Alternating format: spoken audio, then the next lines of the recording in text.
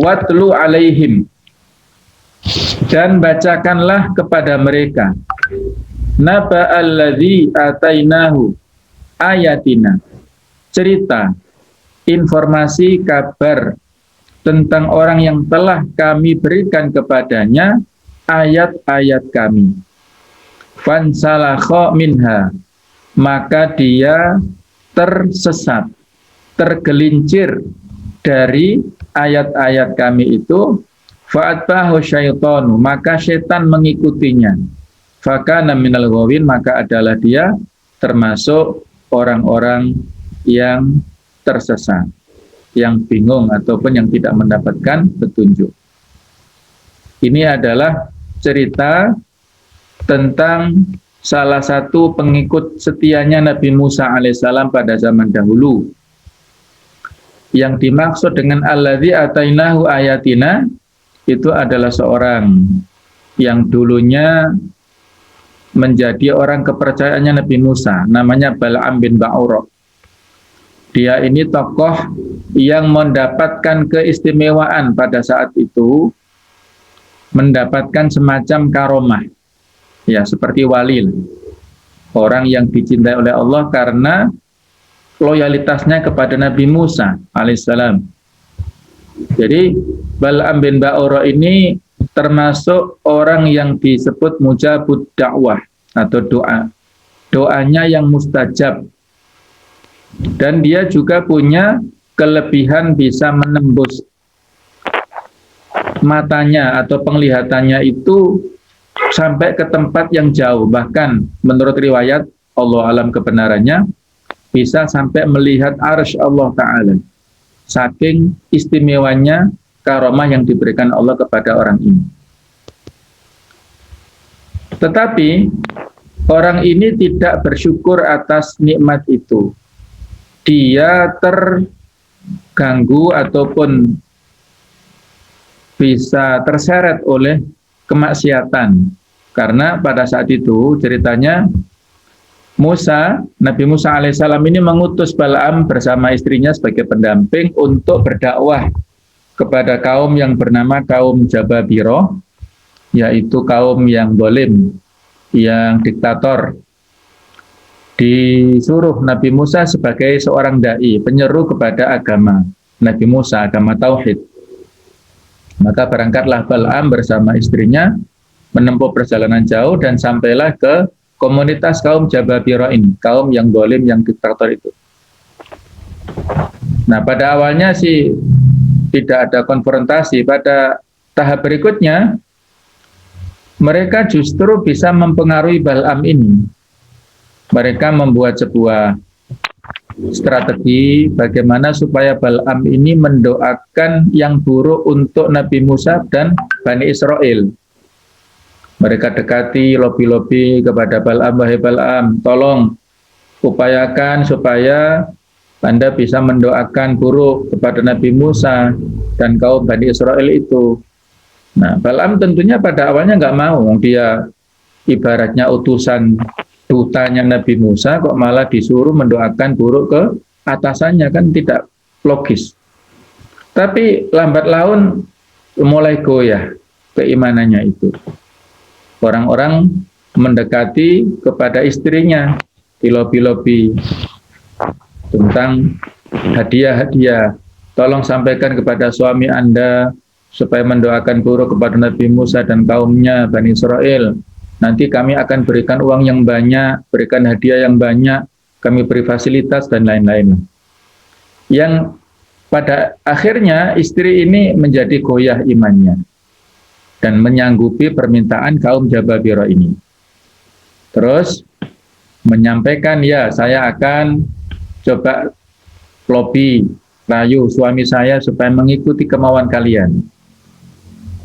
Akhir ceritanya bahwasanya Bal'am mengikuti rayuan istrinya dan mulai membuat dan menyampaikan strategi bagaimana menghadapi Nabi Musa alaihissalam bersama kaumnya Bani Israel yang kuat-kuat itu. Dan sekaligus dia mendoakan supaya misinya itu berhasil.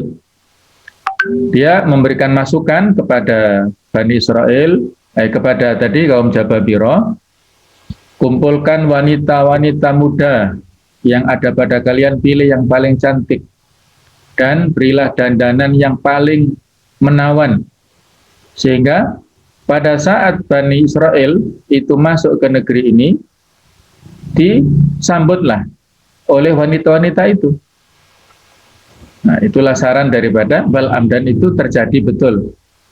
Pada saat Nabi Musa masuk bersama Bani Israel, disambut dengan rayuan oleh wanita-wanita muda yang berdandan cantik luar biasa dari kaum Jababirah, yang mana membuat pemuda-pemuda ini lupa dengan misinya. Kebetulan pemuda Bani Israel ini para bujangan, sehingga ya mudah untuk diganggu oleh wanita-wanita cantik itu.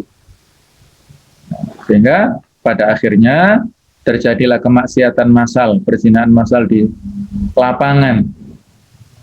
Itu terjadi pada saat itu. Nah, setelah kejadian itu timbul penyakit yang misterius, ya mungkin semacam penyakit menular atau apa itu, penyakit seksual lah, ya, yang menular, yang itu bisa membahayakan, bisa mematikan para pemuda Bani Israel ini. Maka saat itu Nabi Musa memohon, ya Allah, ada apa ini ya Allah, mohon petunjuk kepada Allah. Apa yang terjadi pada kaumku ini ya Allah, kenapa mereka bisa mengikuti rayuan-rayuan wanita itu dan bisa tenggelam dalam kemaksiatan ini ya Allah. Maka Nabi Musa memohon, ya Allah, berikanlah petunjuk kepadaku. Akhirnya dikasih petunjuk sama Allah bahwasanya ini adalah karena permohonan daripada Bal'am bin Ba'ur, karena andilnya lah. Sehingga Nabi Musa memohon, ya Allah, sebagaimana engkau telah mengabulkan permintaannya Bal'am, saya juga memohon, ya Allah, saya berdoa supaya berikanlah kesembuhan kepada kaumku ini dari penyakit yang menular ini. Maka itu dikabulkan oleh Allah, dan permintaan berikutnya adalah, ya Allah, saya mohon kepadamu, tolong dicabutlah karomah, keistimewaan yang dimiliki oleh Bal'am itu. Cabutlah nikmat-nikmat itu, dan dia cabutlah hidayah itu darinya, sehingga dia bisa mendapatkan pelajaran, ya Allah. Akhirnya permintaan itu dikabulkan oleh Allah, jadi kaumnya bisa kembali normal, dan Bal'am bin Ba'ur itu karomahnya hilang semuanya, dan dia sudah dalam keadaan murtad, keluar daripada ajaran agama Nabi Musa, dan pada akhirnya dia meninggal dunia dalam keadaan yang su'ul khotimah, akhir kehidupan yang buruk. Itu adalah kisah yang diabadikan di surat Al-A'raf 175 ini, yang difirmankan pada 176-nya, walau syi'na la rafa'nahu, seandainya kami ingin, maka kami angkat dia biha, dengan ayat-ayat itu, kami berikan kemuliaan kepada Bal'am itu dengan tanda-tanda kekuasaan Allah yang karomah tadi. Walakinnahu akhlada ilal ardi, akan tetapi dia merasa menjadi manusia yang abadi di muka bumi ini, merasa hidup selamanya. Wattabahwa, dan mengikuti hawa nafsunya. Famathaluhu kamathlil kalbi, maka permisalannya seperti permisalan anjing. Jadi di Al-Quran banyak sekali permisalan dengan bahasa-bahasa binatang, supaya ini memberikan ilustrasi kepada pembacanya, kepada kita, oh, watak-watak manusia itu juga tidak jauh beda dengan watak binatang. Nah, di sini diberikan permisalan seperti anjing orang itu. Intahmil alayyal haf au tatuyal, kalau kamu hardi anjing itu, dia menjulur-julurkan lidahnya. Kalau kamu tinggalkan dia, dia juga menjulur-julurkan lidahnya itu. Dzalika matsalul qaumil ladzina kadzdzabu bi ayatina. Itulah permisalan orang atau kaum yang mendustakan ayat-ayat kami. Faqsusil qasas, maka kisahkanlah kisah-kisah itu, la'allahum yatafakkarun, mudah-mudahan mereka berpikir. Kita yang pada saat membaca ayat-ayat seperti ini mudah-mudahan berpikir dengan pemikiran yang jernih, bahwa Begitu berharganya hidayah dari Allah Ta'ala ini. Hidayah ini sangat mahal, tidak boleh kita tukar dengan hal-hal yang berbau materi yang duniawi. Sa'a mathalanil qaumul ladzina kadzabu. Sangat buruk permisalan orang yang mendustakan bi ayatina, ayat kami, wa anfusahum, dan diri mereka sendiri. Kanu yadlimun, adalah mereka itu orang-orang yang zalim. Nah, di akhir ini 178-nya mayyahdilau fawal muhtad. Barang siapa yang diberikan hidayah, maka dialah orang yang mendapat hidayah. Wa maydzulil faulaika humul khasirun, dan barang siapa yang disesatkan Allah, maka mereka itulah orang-orang yang rugi dunia akhirat. Jadi hidayah ini sangat mahal harganya, tidak bisa dinilai. Dulu bagaimana Abu Thalib yang luar biasa mendukung dakwah Rasulullah SAW, tapi tidak mendapat hidayah pada sampai akhir hayatnya. Sehingga pada saat itu Nabi SAW mendoakan untuk pamannya, tapi ditegur oleh Allah Ta'ala kepada innaka la tahdi man ahbabta, ya, sesungguhnya engkau, kamu tidak bisa memberi petunjuk kepada orang yang kamu cintai, wahai Muhammad, walakin Allah yahdi man yasha, akan tetapi Allah yang memberi petunjuk kepada siapa yang dikehendaki. Sudah ada penulisan untuk kita semuanya di Lauhul Mahfuz, si fulan ini orang yang dapat hidayah masuk Islam, orang ini rajin ibadahnya, kemudian dia nanti husnul khotimah insyaallah, itu sudah ada tulisannya. Si fulan yang lain itu sudah ada tulisannya, oh dia ahlul maksiat, dia orang yang banyak melakukan dosa, nanti akhir hayatnya su'ul khotimah. Itu sudah ada penulisannya masing-masing.